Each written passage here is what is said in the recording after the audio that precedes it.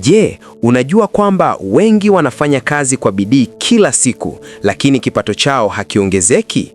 Wengine wanajaribu biashara za ziada na kushindwa, wengine wanahofia kuacha kazi zao za sasa. Leo nitakuonyesha njia rahisi, halali na yenye matokeo ya kuongeza mapato yako bila kuacha kazi yako ya sasa. Usikose hii, endelea kuangalia. Makala hii inaletwa kwenu na Mjawiri Growth Agency kupitia Mjawiri TV. Hapa tunakuletea vidokezo halisi vya kuongeza mapato, kuendesha biashara ndogo na kufanikisha ndoto zako kifedha. Usikose makala zetu kila zinapotoka. Subscribe sasa na ujue kila siri ya biashara na mapato kutoka Mjawiri Growth Agency. Hatua ya kwanza: tambua kitu kitakachokupatia kipato cha ziada unachoweza kufanya bila kuathiri kazi yako ya sasa. Hii ni hatua muhimu kwa sababu haina maana kuanza kufanya kila kitu bila mpango. Kumbuka, unahitaji kitu ambacho unaweza kufanya kwa muda wako wa ziada bila kusababisha matatizo kazini au kwa familia. Sasa, hizi zifuatazo ni baadhi ya vitu unaweza kufanya na kuongeza kipato chako.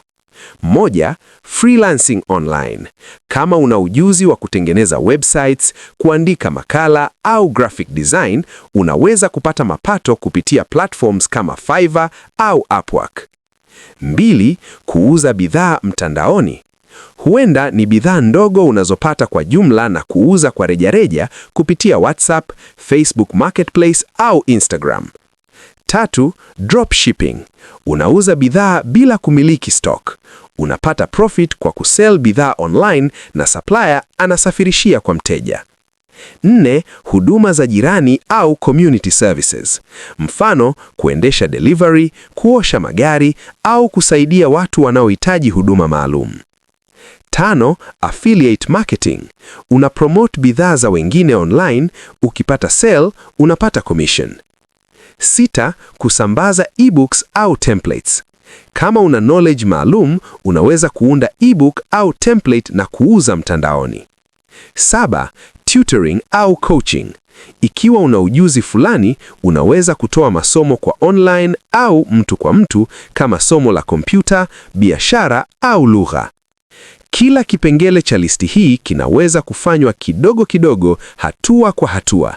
Hatua muhimu ni kuanza na ndogo, kisha ongeza taratibu ili kuongeza kipato chako bila kuathiri kazi yako ya sasa. Hatua ya pili ni kutumia teknolojia au apps zinazorahisisha kipato cha ziada. Mfano, unaweza kuanza freelance, kuuza bidhaa mtandaoni au kufanya dropshipping. Kwa sasa, kila kitu unaweza kufanya mtandaoni, na kuanza kidogo ni bora kuliko kutokuwa na kitu. Angalia pia platform zinazokuwezesha kufanya biashara bila hatari kubwa. Hatua ya tatu ni panga muda wako vizuri. Hata dakika 30-60 kila siku zinaweza kutoa matokeo makubwa. Weka ratiba rahisi, kama kila mchana au jioni baada ya kazi yako kuu. Consistency ndiyo ufunguo wa mafanikio. Usijaribu kufanya kila kitu kwa wakati mmoja. Hatua ndogo ndogo zinakupeleka mbali. Hatua ya 4, anza kidogo. Usijaribu kufanya biashara kubwa mara moja. Ongeza taratibu kadiri unavyopata ulewana na matokeo. Hii inakuwezesha kupunguza hatari na kuimarisha kipato chako cha ziada kwa usahihi. Kila wiki, angalia ni hatua gani zimeleta matokeo na ongeza kidogo kidogo.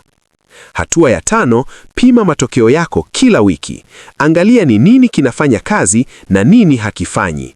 Badilisha mikakati kidogo kidogo ili kuongeza ufanisi. Ukipima na kuboresha, kipato chako cha ziada kitakuwa kila mwezi bila kuathiri kazi yako ya sasa. Mafanikio ni matokeo ya mpango mzuri na hatua ndogo ndogo za kila siku. Kama ungependa vidokezo zaidi ya namna ya kuongeza kipato chako, andika nataka zaidi kwenye comment. Share video hii kwa marafiki zako ambao pia wanataka kufanya mapato ya ziada. Usikose makala zetu kila zinapotoka. Subscribe sasa na bonyeza bell ili ujue kila siri ya biashara na mapato kutoka Mjawiri Growth Agency. Huu ndio mfumo rahisi wa kuongeza mapato yako bila kuacha kazi yako ya sasa. Kumbuka, mafanikio yanatokana na mpango, hatua ndogo ndogo na bidii. Karibu tena kwenye Mjawiri TV, sehemu ya Mjawiri Growth Agency. Jifunze, tumia na ongeza kipato chako kila siku. Subscribe sasa, usikose makala zetu kila zinapotoka.